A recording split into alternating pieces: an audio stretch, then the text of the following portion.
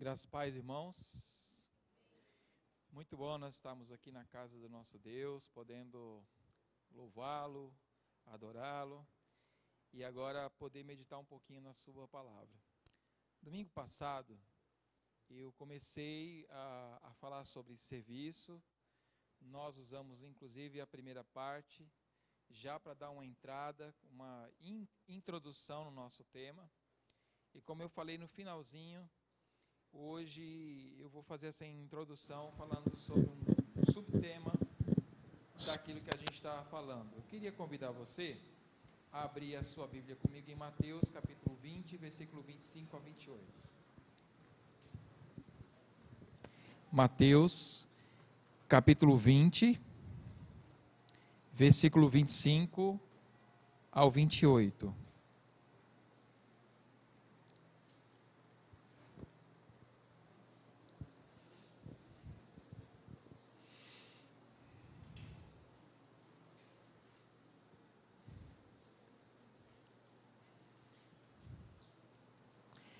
Eu vou ler aqui pelo slide, que a minha versão aqui está diferente, diz assim: Então Jesus, chamando-os, disse: Sabeis que os governadores dos povos os dominam e que os maiorais exercem autoridade sobre eles. Não é assim entre vós. Pelo contrário, quem quiser tornar-se grande entre vós, será esse o que vos sirva. E quem quiser ser o primeiro entre vós, será vosso servo. 28. Tal como o Filho do Homem, que não veio para ser servido, mas para servir e dar a sua vida em resgate por muitos. Esse texto aqui é um texto que, quando eu era pastor da igreja de Higienópolis, nós tínhamos um curso para novos membros, e dentro desse curso, quando a gente falava sobre o aspecto serviço, tinha uma imagem lá, que fui eu que pus lá, que eu chamava de pirâmide invertida.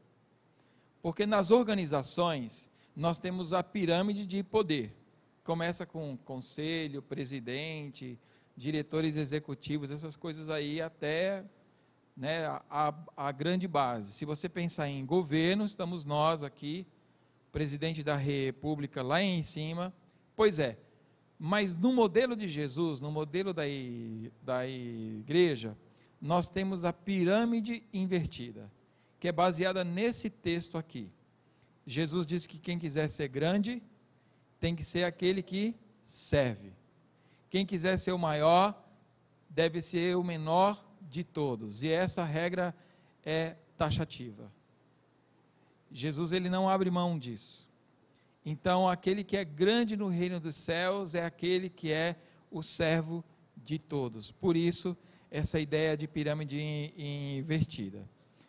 Tem um texto que foi publicado no site da revista Ultimato, no dia 30 de janeiro de 2006, a autora é Andrea V.P. Schmidt, e ela escreveu para o seu marido, foi um texto que ela escreveu para o seu marido, Rodney Schmidt, e o tema é: E se Deus o convidar para ser pequeno? Eu vou ler para vocês. Como reagiria o seu coração se pudesse alcançar os propósitos de Deus e descobrisse que o lugar que ele lhe reserva é nos bastidores, atrás das cortinas? Estaria pronto, mais que isso, alegre, para dedicar-se nos bastidores? Seria capaz de alimentar seu espírito tão somente com a aprovação de Deus, sem nunca relatar aos outros suas ofertas, as madrugadas de oração, ou mesmo o serviço despendido? Essas difíceis respostas nos revelarão para quem trabalhamos, a quem servimos, se ao Senhor ou à igreja. A forma como reagimos ao destaque que nos dão ou não, também é um bom indicador. Quando de fato servimos ao Criador, importa-nos sermos úteis. Vale mais ouvi-lo que falar. Estamos satisfeitos em ser servos. Se o nosso coração é grato ao Senhor, o serviço que desenvolvemos é a oferta. O tempo que gastamos com o aflito é investimento. As horas de oração são instrução. Alegramo-nos com o crescimento do reino, a despeito de quem esteja sendo destacado. Exultamo-nos com as bênçãos do outro, mesmo que ninguém tenha nos notado. Como Belém ou Nazaré, pequenas e discretas, mais imensas em valor para os propósitos de Deus, estejamos, eu e você, dispostos à doação anônima, ao serviço desinteressado, a nos dedicar por gratidão. Afinal, nossa coroa já foi conquistada. Nosso mestre morreu servindo e nos garante que no céu o maior é aquele que servir o menor. Andréa Schmidt, para o seu marido Rodney. Quando a gente fala sobre serviço, muitas vezes passa a sensação de que quem está falando sobre isso é um grande expert. Mas eu quero dizer para vocês que eu me dediquei, como eu disse no domingo passado, muito da minha vida para estudar esse tema. É um ministério que arde no meu coração, treinar líderes, pensar sobre o tema, estudar sobre o tema. Mas uma coisa que eu não disse domingo passado, e que vocês sabem muito, muito bem disso, é que eu também tive muito tempo para pensar sobre isso fora do serviço. Os desertos que Deus concede a cada um de nós, eles têm propósitos 1000. Mas um propósito que cada um de nós conhece bem quando a gente está atravessando o nosso deserto, é que Deus, tantas vezes, não necessariamente por um pecado que você comete, Deus nos permite passar pelo deserto, especialmente para termos a oportunidade de pensar, ouvir Deus. Um exemplo muito claro disso é quando o Senhor colocou Elias aqui do ladinho, para que Elias entendesse, ficasse dias e dias ali, num deserto, para depois ouvir a voz do Senhor. Nós somos naturalmente acelerados, mas eu diria que aqueles que estão servindo nessas cidades são um pouquinho mais. Nós somos acostumados a ouvir sempre aquela frase, é para ontem, e a nossa cabeça já se adaptou a isso. Nós pensamos muito na base do é para ontem, tentamos fazer as coisas, e aí facilmente a gente cai no piloto automático. Cair no piloto automático, irmãos, no serviço, significa muito fazer do nosso jeito. E como vocês vão ver daqui a pouco, o nosso jeito foi um dom de Deus, foi uma bênção, um talento do Senhor para nós. Dom e talento aqui eu estou colocando propositalmente, eu não estou dizendo que um é igual ao outro. Mas foi uma dádiva de Deus. Deus nos fez assim. E a gente perde muito se reprimindo ao longo do tempo. Dizendo assim, por que eu sou assim? Eu queria ser como Ion, mais firme no evangelismo. Eu queria ser como Mateus, que gosta do lanche. Eu queria ser como a Andréia, que está comandando aqui, né? Eu já tirei onda com ele hoje. Eu queria ser como o A, que tem uma voz assim, assado, mas não sou, simplesmente assim.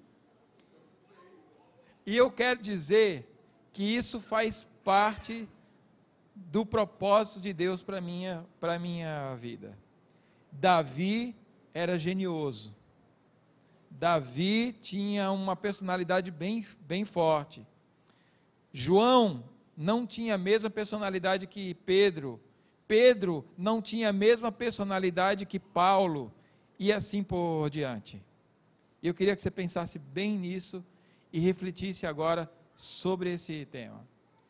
Agora, a nossa autora nos chamou aqui para a gente pensar um pouco. Deus, em um determinado momento, Ele olha para o seu povo e Ele diz assim, eu queria que vocês pensassem comigo. Eu queria que nós refletíssemos juntos. E se Deus me chamar para ser pequeno? Eu quero dizer que esse texto aqui, eu li ele aproximadamente em 2007. Ele foi escrito em 2006. Não conheço a autora. Talvez ela não tenha nem ideia de quanto esse texto fosse reverberar na vida e no corações de tantas pessoas. Vocês me viram ler aqui, me ouviram ler, que ela escreveu para o próprio marido dela. Talvez esse tema estivesse angustiando o coração dele. Talvez ele fosse um líder, um pastor, não sei. O texto não fala sobre isso. Mas a temática inversa, contrária do que ela escreveu aqui, é o que oprime muitos de nós. Nós queremos ser grandes. Nós sonhamos em ter um ministério de destaque. Nós muitas vezes ansiamos pelo reconhecimento de alguns, de muitos. E muitas vezes imaginamos que ter esse reconhecimento significa aprovação.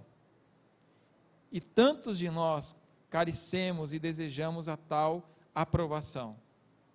Infelizmente, na maior parte das vezes, de homens, de pessoas. Deus nos chama para exercer um ministério tão maravilhoso, que é o ministério que Ele deu para você. Ele é com certeza singular e Ele é com certeza especial. Os homens e mulheres que Deus usou nas Escrituras são prova disso. Mulheres que eram estéreis foram chamadas para ser mães de nações.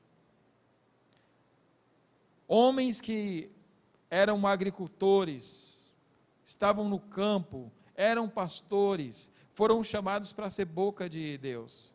Talvez você diga, mas nós temos alguns profetas que eram da realeza, mas eles são a grande minoria. A maioria eram homens comuns. Jesus chamou 12 homens, que você não os contrataria para trabalhar com você. De jeito nenhum.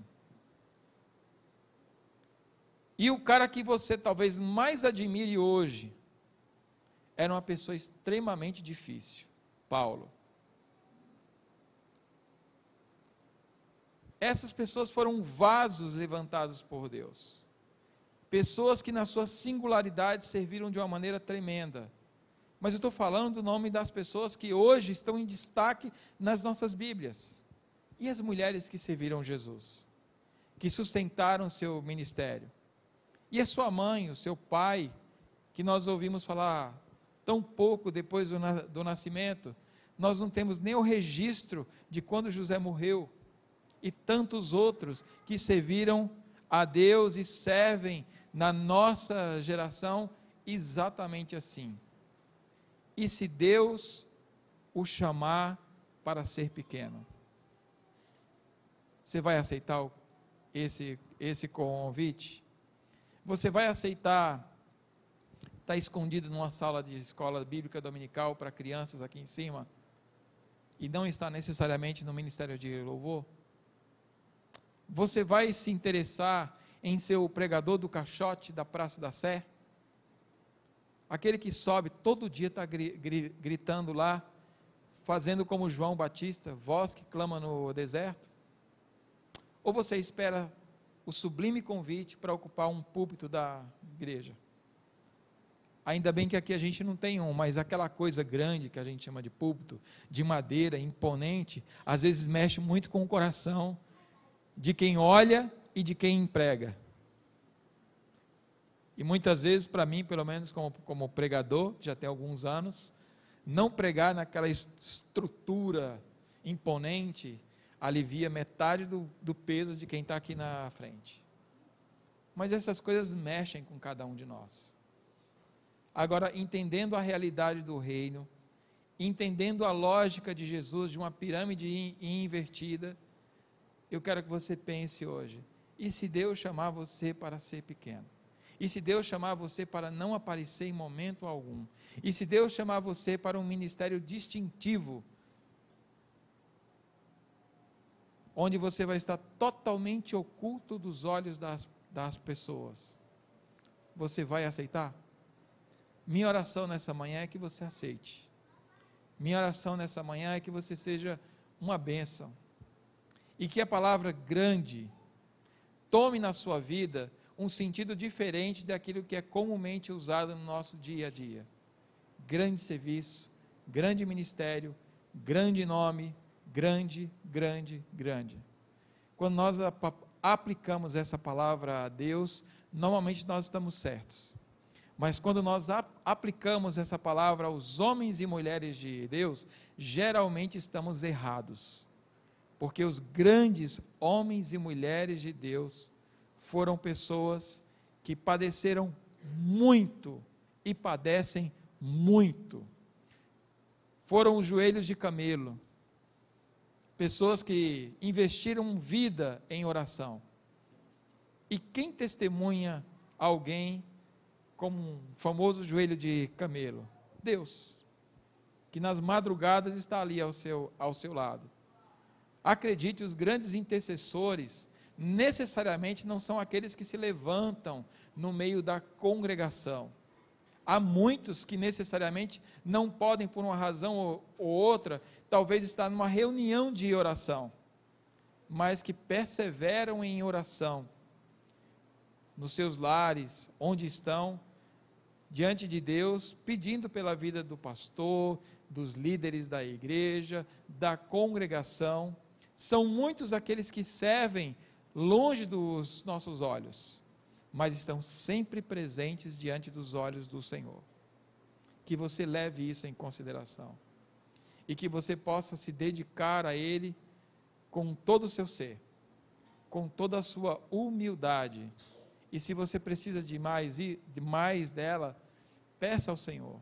Ele trabalha o nosso coração. Necessariamente Ele não vai pôr você num deserto, mas eu quero dizer para você, que Ele ajuda. Os desertos de Deus na nossa vida nos auxiliam em muito a pensar sobre aquilo que realmente é importante. Estar fora de combate por um período nos auxilia a repensarmos a nossa vida, repensarmos o nosso chamado, especialmente repensar as nossas crenças. Mas Ari, as nossas crenças não são importantes? Eu diria que muitas delas, mas outras delas necessariamente não têm uma fundamentação bíblica. Elas foram adquiridas com o tempo, pelo nosso tempo de igreja local, pelo nosso tempo de leitura de livros. Boa parte dos cristãos leem mais livros cristãos do que a Bíblia. E aí vão fomentando a sua maneira de pensar. Vão criando essa crença generalizada sobre as coisas. Eu fui criado numa igreja que todo domingo o pastor ou um presbítero pegava o breve catecismo, fazia as perguntas, a gente respondia, e ali nós íamos gravando no coração as temáticas sobre as nossas crenças. Mas não necessariamente abríamos a Bíblia e estudávamos aquilo que a Escritura falava diretamente aos nossos corações. Não estou dizendo aqui que o breve catecismo é isso ou aquilo. Aí você faça as suas considerações, mas que nós deveríamos ler e meditar com mais frequência na própria Escritura e deixar o Espírito Santo moldar o nosso coração. Isso nós deveríamos. Certamente evitaria os engodos que nós cometemos, como aquele que eu falei no domingo passado, de que diaconato é diaconato, presbiterado é presbiterado, e um não é trampolim para o outro. São chamados distintivos, e a igreja precisa de cada um deles. Que Deus abençoe o teu coração e te ajude a servi-lo da melhor maneira possível. Vamos orar? Pai querido, obrigado pelo tempo que nós tivemos aqui hoje, obrigado pela tua palavra, obrigado pela meditação que tivemos a oportunidade de realizar. Que o Senhor abençoe o teu povo, a tua igreja, em nome de Jesus. Amém. Irmãos, bom dia a todos. A paz do Senhor. Agora sim. É uma alegria estarmos juntos aqui.